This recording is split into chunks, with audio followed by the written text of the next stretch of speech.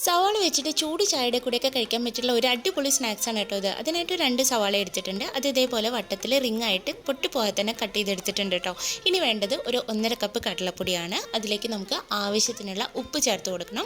ഉപ്പിൻ്റെ കൂടെ തന്നെ പിന്നെ വേണ്ടത് ഒരു നുള്ളു മഞ്ഞൾപ്പൊടിയാണ്. അതൊരു കളറിന് വേണ്ടിയിട്ടാണ്. പിന്നെ ഒരു ടേബിൾ സ്പൂണോളം മുളക് പൊടി, ഒരു നുള്ളു ഗരം മസാലയുടെ പൊടി, പിന്നെ കുറച്ച് കസൂരി മേത്തി, പിന്നെ വേണ്ടത് കുറച്ച് മല്ലിയില ചെറുതാക്കി അരിഞ്ഞതാണ്. ഇത്രയും ചേർത്ത് കൊടുത്തതിന് ശേഷം കുറച്ച് വെള്ളം ചേർത്തിട്ട് നമുക്ക് ഇത് നന്നായിട്ട് കലക്കിയെടുക്കണം. ഒരുപാട് വെള്ളമായി പോരുത് ഈ മാവ്. ചെറിയൊരു തിക്കോട് കൂടി വേണം കേട്ടോ അത് കലക്കിയെടുക്കാനായിട്ട്. ഇത് ഈ ഒരു പാകത്തിൽ ഞാനിപ്പോൾ മാവ് കലക്കിയെടുത്തിട്ടുണ്ട്. ഇനി നമ്മൾ നേരത്തെ കട്ട് ചെയ്ത് വെച്ചിരിക്കുന്ന ആ സവാള ഇതിലേക്ക് ചേർത്ത് കൊടുക്കാം. ചേർത്ത് നന്നായിട്ടൊന്ന് കോട്ട് ചെയ്തെടുത്തതിന് ശേഷം ഒരു പ്ലേറ്റിൽ കുറച്ച് ബ്രെഡ് ക്രംസ് എടുത്തിട്ട് നമ്മൾ ആ സവാള കടലപ്പൊടിയിലിട്ടത് ഇതൊന്ന് മിക്സ് ചെയ്തെടുക്കണം.